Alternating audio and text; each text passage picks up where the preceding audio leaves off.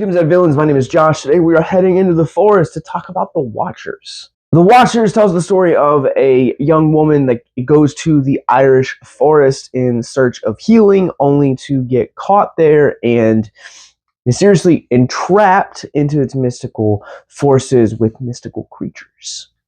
It should be worth noting that this is the writer-director debut from M. Night Shyamalan's daughter, Ishana Night Shyamalan. And for better or for worse, the storytelling runs in the family.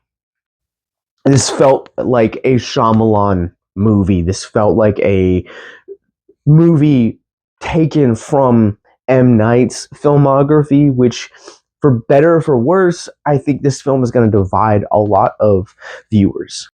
I will say there are things about this debut that I really liked, and I'll talk about them in just a few minutes. There are things about this movie that I really hated, and there are things that I think this movie does on a metaphorical or conceptual level really well, but doesn't necessarily work in execution. First off, this movie absolutely just looks gorgeous, like right out the gate. This film does atmosphere extremely well. I loved the way that they handled the forest aspect of this, because there is this mythology surrounding this forest that once you enter it, there is no escape. And I felt like they did that atmosphere really well, to where the tension anytime it's in the forest is really well done, and you feel the roots of that mythology done in an extraordinarily well done way. And it's kind of an impressive feat, the way they make it feel visually atmospheric, but also the way that the narrative allows for such tension to be reflected in the visuals. This movie takes place in a couple of different settings, and I felt like any time that it stepped outside of the forest or something to do with the Watchers, the mythical creatures of the film just kind of really lacked tension.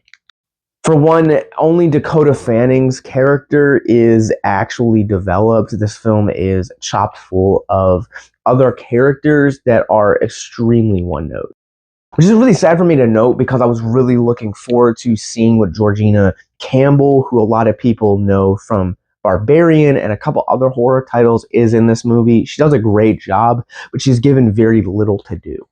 Everyone outside of Fanning is just one note and feel like they bring nothing to the script, except, in the third act, they're like, oh, well, we've made all of these characters one note, and now we're gonna swipe them or bring them into the twist.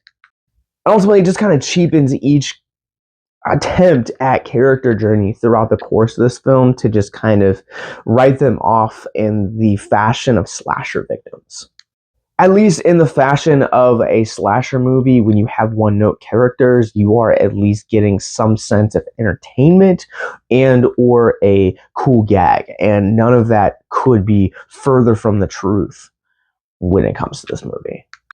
I hated the pacing of this movie. I hated this movie anytime it stepped outside of the forest setting, as I've previously mentioned. But this film just drags on because of those one-note character decisions, as well as just this film lacks tension anytime it doesn't have that setting of either the Watchers or the forest. And honestly, I'm not trying to make this about like a comparison between the Shyamalans, but that's how I felt about the last couple of M. Night Shyamalan movies. And I've talked about that with Old and Knock at the Cabin, is that there just seems to be this lack of tension, because there's so much that we fixate on the third act and the big twist and all of these things that we've known or come to expect from M. Night Shyamalan, and it feels like it's the same exact way here with Ishana's debut. The Watchers does make an attempt to kind of mix genres when it comes to the third act. It attempts to kind of weave in some fantastical elements with the horror or with the psychological thriller aspect that it's going, and it doesn't work. It feels like it comes a bit too late. Like, had those elements been introduced maybe not quite at the forefront of the second act, but maybe like a couple story beats into the second act, I feel like the mesh would have been a little bit smoother, but it feels like once you introduce those fantasy elements towards the end of the second act, and